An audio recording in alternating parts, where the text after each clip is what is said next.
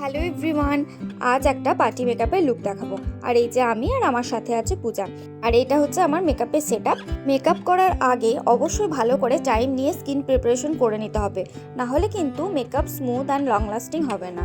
Makeup করার আগে যদি ফেশিয়াল হেয়ার রিমুভ করা হয় তাহলে কিন্তু ফাউন্ডেশন ভালোভাবে ব্লেন্ডিং হয়, স্কিনে মেকআপ ভালোভাবে বসে।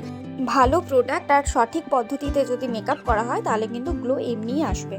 আর এখন না সবাই সিম্পল স্যাটেল গ্লোয়িং মেকআপই বেশি প্রেফার করে, কেউ কালারফুল আই মেকআপ অত বেশি পছন্দ করে না, আবার অনেকেই করে যার যেরকম পছন্দ।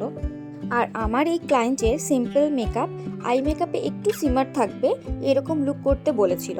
হেয়ার সফট কার্ল হবে, যেহেতু ক্লায়েন্টের হেয়ার শর্ট ওই জন্য একটু ভয় পাচ্ছিল যদি কার্ল করলে আবার একটু বেশি গুটিয়ে ওপরে উঠে যায়, কিন্তু আমি বললাম সফট কার্ল করব, হেয়ার শর্ট লাগবে না, দেখতেও খুব ভালো লাগবে। আর এই দেখো তোমরা দেখতেই পাচ্ছ ফ্রন্টে একটু পাফ করে ব্যাক হেয়ারে সফট কার্ল করেছি। ক্লায়েন্টের তো খুবই পছন্দ হয়েছে। আর ফাইনালি দেখো যেরকম চেয়েছিল সেরকমই আমি করেছি মেকআপ। তো তোমাদের কীরকম লাগছে অবশ্যই জানিও।